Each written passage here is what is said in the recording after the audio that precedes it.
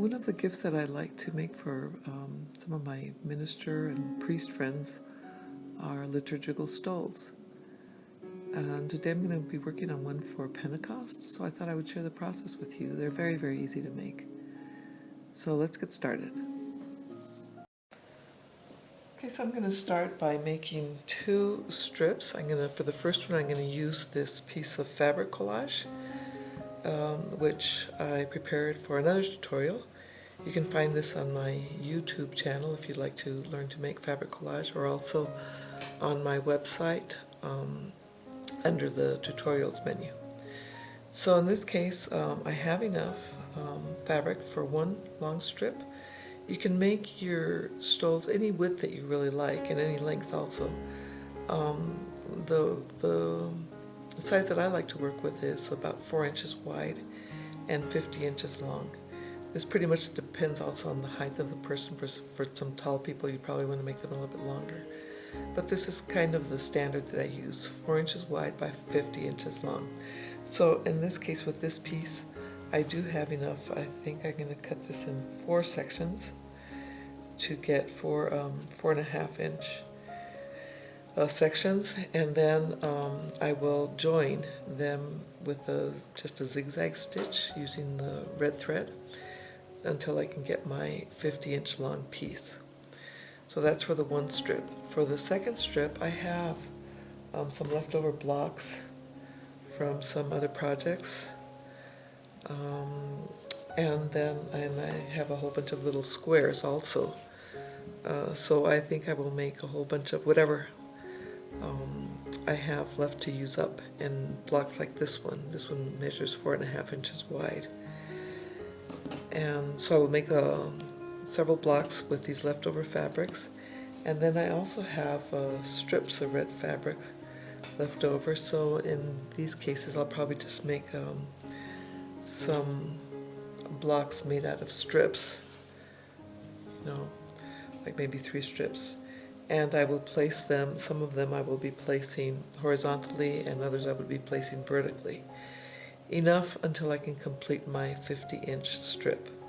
So I'm going to work on that right now, and once I have my strip all joined, I'll come back and we'll continue from there. Okay, so I've got my 2 strips finished. As you see, here's the fabric collage, and I just joined it with a little zigzag stitch in 3 different sections.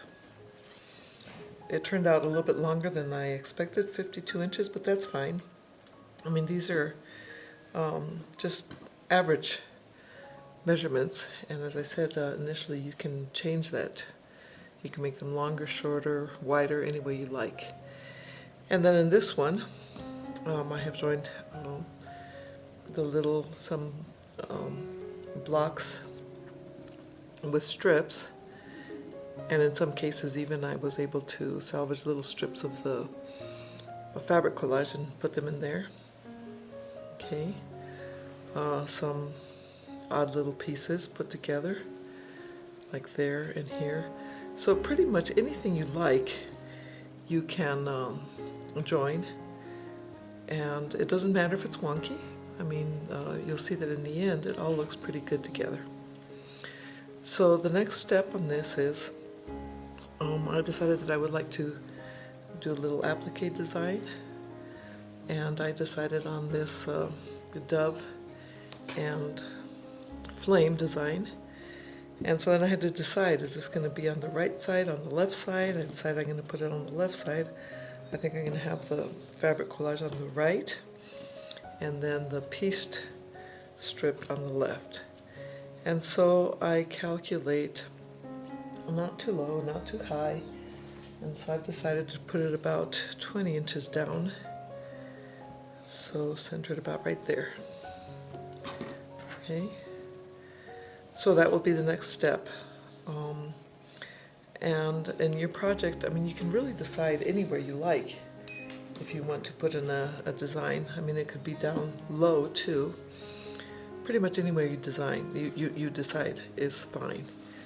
So I'm going to go ahead and applique this down, and then I'll be back. Okay, so I've appliqued my dove down, and now the next step is to start preparing the area to join them, the neck area. So what we're going to do here is we're going to measure from the top down 2 inches on the inside of each strip and mark that.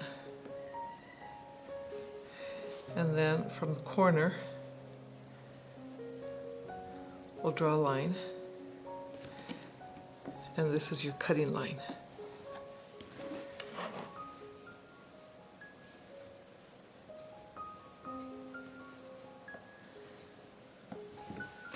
Okay. So we'll go ahead and cut that.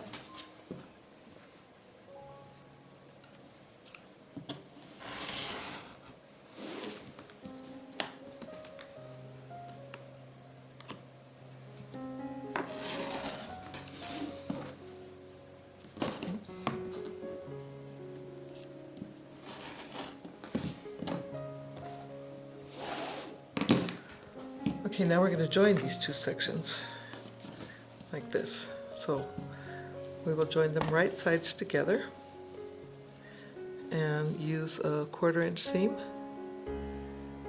to join these.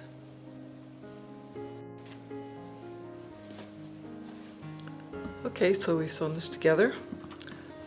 I recommend, especially if you have used interfacing or some product to hold down your collage, to press the seam open. So from this point forward, you actually have several choices, and you will have to decide how you want to finish this. You could just line it as is, or you could use batting and quilt it a little bit if you would like. And if you decide to use batting, you also have choices if you want to just layer them, the 3 layers, and sew the outside seams and turn it inside down so you don't have to bind it, or you bind it. Regardless, with your lining and your batting, you have to do the same thing. Remember, we cut this measuring 2 inches down, and from the corner to the 2 inch mark, we cut it and joined it in the very same way that you did the top. Okay, so if you wanted to simply face this,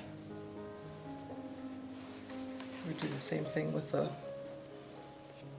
lining. So one option then would be to, let me see, got lots of fabric going on here. So lay the batting down, lay your lining on top of that, wrong side onto the batting. Okay.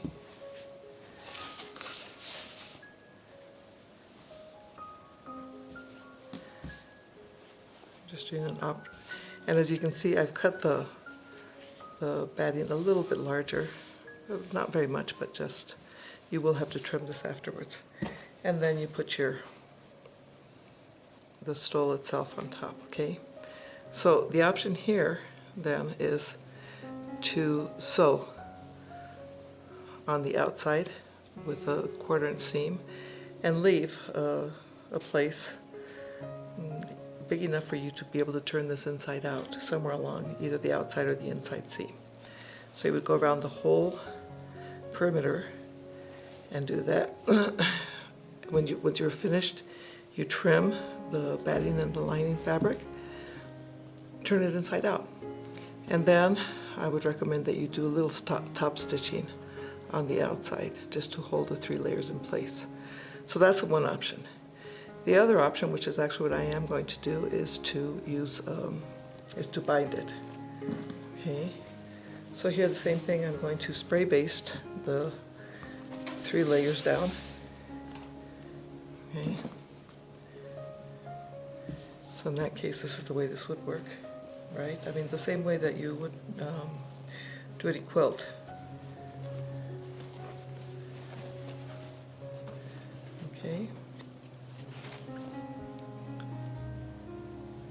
right? So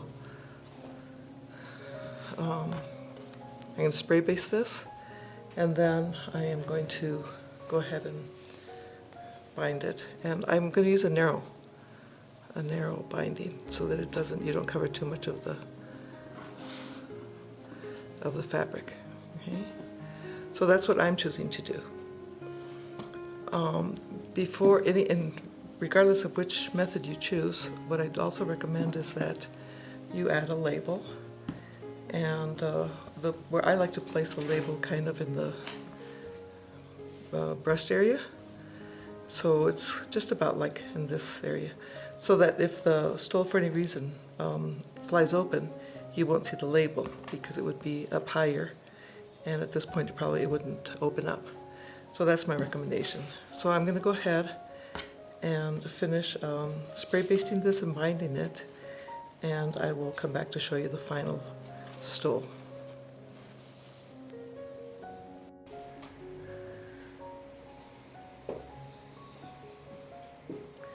Okay, so here's the finished stole. As you can see, it's all bound, pretty long. See the whole length.